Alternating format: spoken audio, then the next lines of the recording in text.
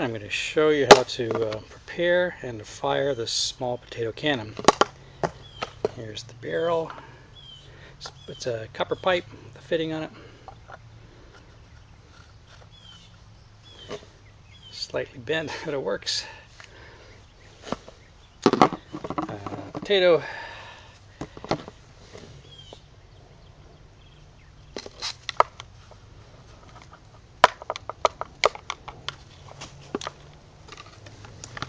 Ram this down in.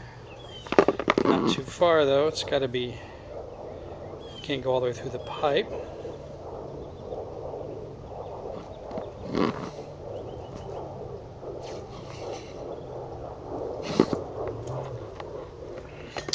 And then the gas here, it's just a propane torch.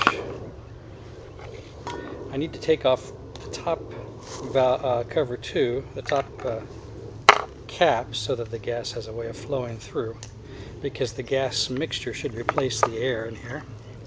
And count 1, 2, 3, 4, 5. That should do it.